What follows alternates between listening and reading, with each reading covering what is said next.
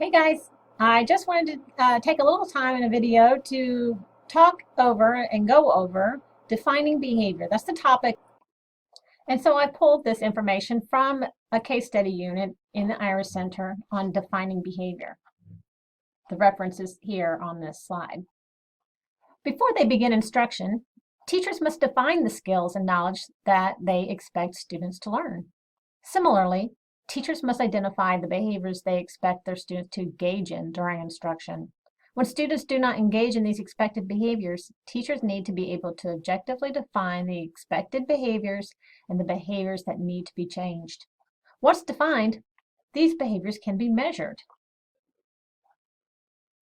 A prerequisite for measuring behavior is to be able to operationally define the target behavior, or in other words, the behavior to be changed or the problem behavior, as well as the desired behavior. So being able to operationally define a behavior is important because it helps teachers to do the following items.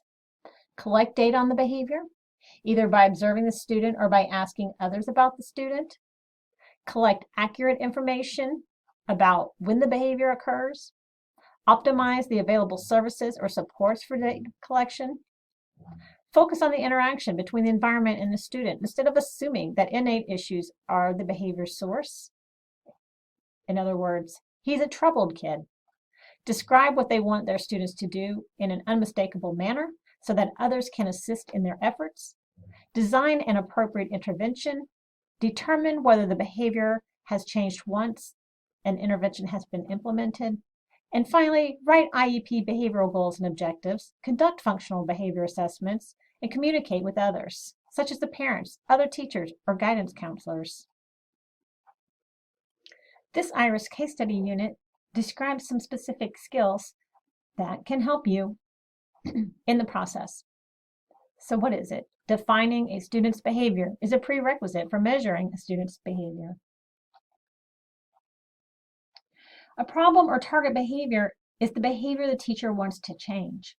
It is typically a behavior or skill that occurs either more often than desired or less frequently than desired.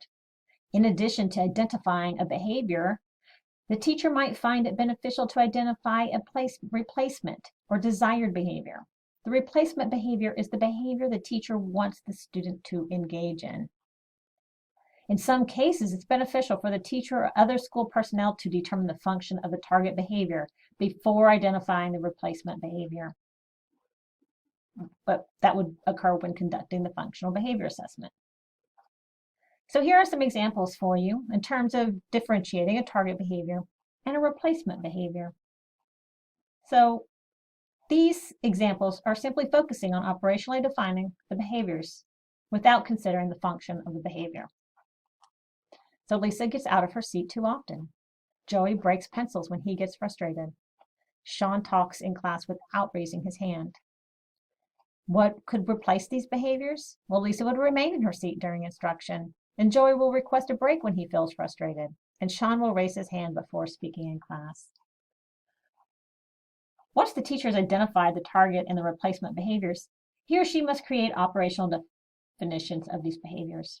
The general education teacher, classroom aide, principal, and other observers should be able to use this operational definition to identify the behavior whenever and wherever it occurs.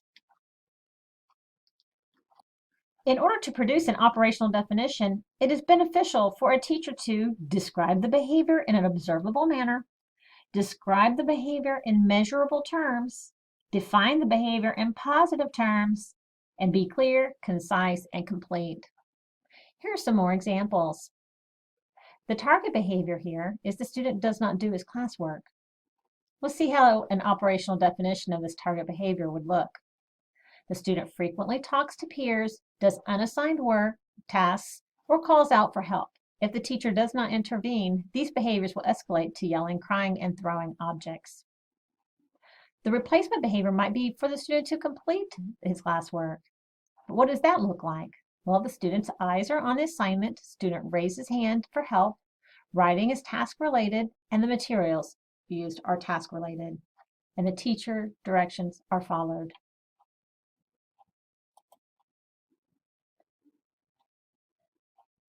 Additionally, a target behavior may be a student could not be paying attention in class.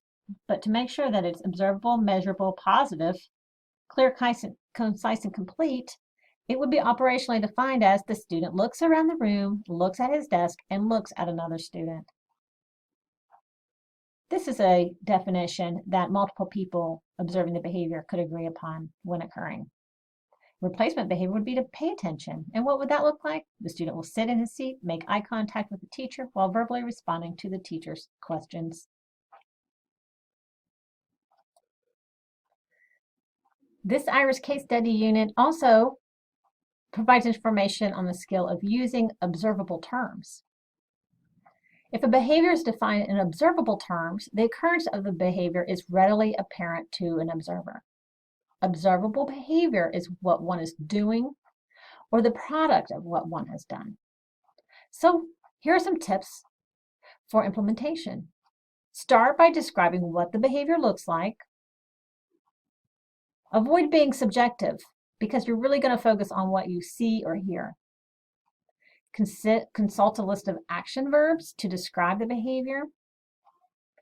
And ask yourself the following questions. If you can answer yes, they're observable. Does the definition describe the student's actions? And can I see or hear the behavior occurring as described? If you observe several behaviors that may be considered the target behavior, you can define the target behavior more narrowly. Sticking to describing the behavior in observable terms will help you avoid one of the most common problems with defining behaviors: subjective evaluations that list inferred characteristics like sad, happy, upset, or mad, or covert behaviors such as thinking or remembering. Using observable terms to describe the behavior most likely will be insufficient for creating an operational definition of a behavior. Teachers should also use measurable terms.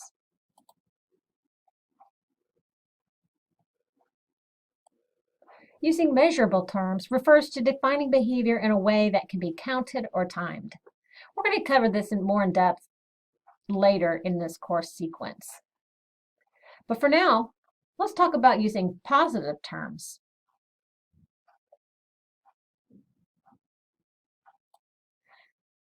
Although maladaptive behaviors are typically identified as target behaviors, the ultimate goal of intervention should be to increase the occurrence of replacement or desired behaviors.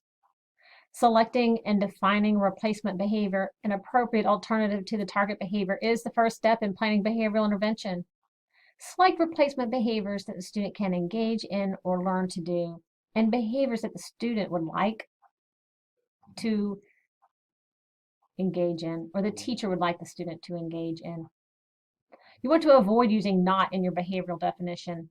If the target behavior is cursing, the replacement behavior is not cursing, because then any behavior other than cursing would be acceptable by definition. Instead, think about what you would want the student to do. In this case, using appropriate language during stressful situations could be a replacement behavior. If you do not specify the desired or replacement behavior in which the student should engage, a range of possible behaviors may replace the target behavior, some of which may not be appropriate. To prevent this, describe instead what you would like the student to do. Clear definitions are readable and unambiguous. A clear definition is one that is specific enough that someone not familiar with the classroom or student can utilize the definition, and or the definition can be used more than once and the same behaviors would be recorded. Using precise terms when operationally defining behavior refers to describing the student's behavior in a manner that leaves little room for interpretation by others. Being clear involves describing the conditions and context in which the behavior occurs. Avoid vague terms that are open to interpretation. You can see an example or non-example here.